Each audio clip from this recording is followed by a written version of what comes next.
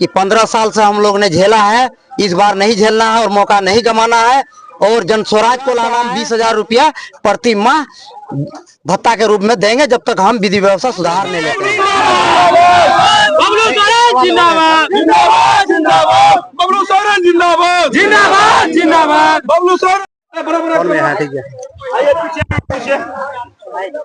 जवाहर नमस्ते। अभी हम मनिहारी क्षेत्र में आए हुए हैं, जो विधानसभा क्षेत्र में आए हुए हैं। यहाँ जन स्वराज का जो अपने बबलू टुडू है, बबलू सोरेन है, जो अभी जो रैली निकाल रहे हैं, उसी दौरान हम यहाँ पे देखें, यहाँ बहुत लोग यहाँ इकट्ठे हुए हैं। उससे हम बीच कुछ बात करेंगे कुछ चुनावी मुद्दा पर। पहले आपसे शुरू करते हैं। सबसे पहले आपको प्रणाम। आपका सभी चैनल को नमस्कार, आपको भी बहुत बहुत धन्यवाद।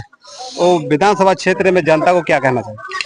मनिहारी विधानसभा के जनता से हम हाथ जोड़ के विनती करना चाहेंगे कि इस बार परिवर्तन लाना है और मनिहारी को नया दशा सुधार करके अपना एक बिहार में नंबर 1 मनिहारी विधानसभा को बनाना है। जी, आपके आगे में बड़े बड़े पार्टी है, उससे आप कैसे? यहाँ अभी जन स्वराज के सामने मनिहारी विधानसभा में कोई बड़ा पार्टी नहीं है।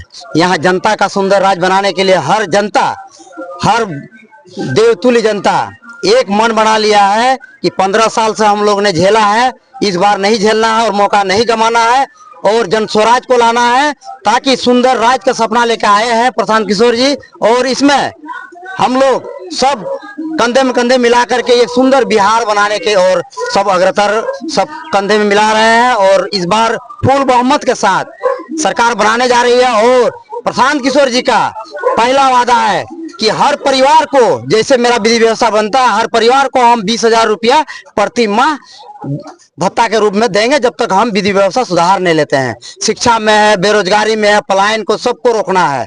ये उनका अंतिम छठ और दिवाली है, ये बाहर जाने का। अब बाहर नहीं जाना पड़ेगा इनका विधि व्यवस्था बनने के बाद। और हम यही निवेदन करना चाहते हैं देवतुल्य जनता से कि इस बार आप लोग इधर उधर नहीं भटक करके एक बार सेवा करने का आप लोग मौका दें और हम लोग मनिहारी को एक सुंदर समाज, भ्रष्टाचार मुक्त और ये जो बाढ़ तरस, ये सब चीजें हम लोग मुक्त दिलाने का काम करेंगे।